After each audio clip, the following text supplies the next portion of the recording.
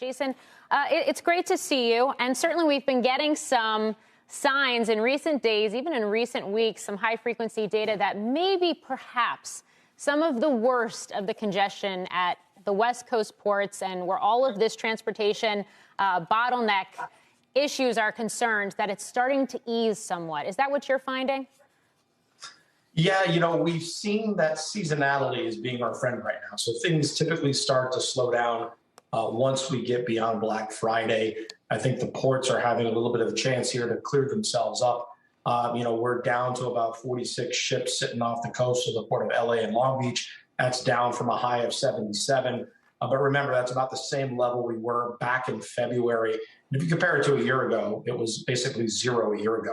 I think that number is going to get materially lower in December as things slow down, but watch for it to pop back up in January. We don't see things getting materially better from here until late next year.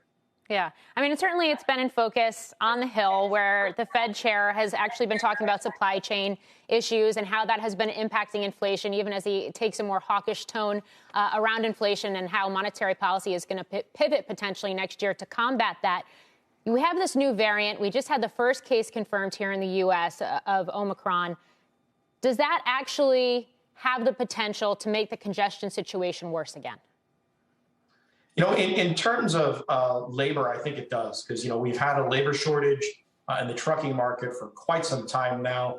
If you look on the warehousing side, labor shortage there as well. And it's even crept over into some places that traditionally haven't seen trouble hiring workers, such as the railroad force.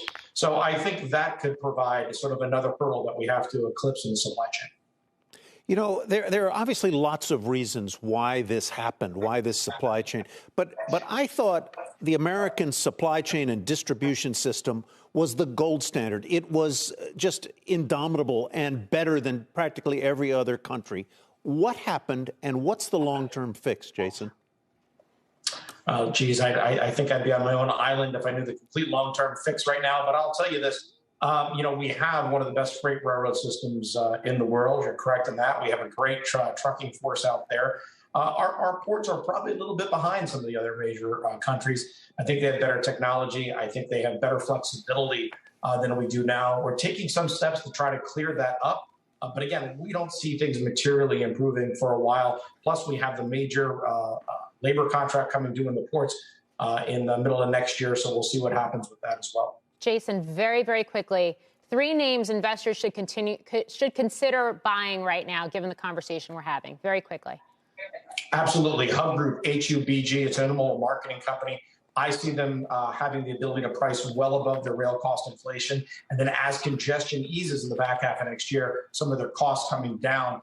DASKE, DSKE, it's a trucking company, but it's 100% flatbed. It's the best way, I think, to play a combination of both an improving trucking market as well as some benefits from the infrastructure package. And then lastly, but certainly not least, Union Pacific, ticker symbol UNP, the West Coast ports, they serve them. They've been tying these guys up. I think they'll be better in the back half of next year.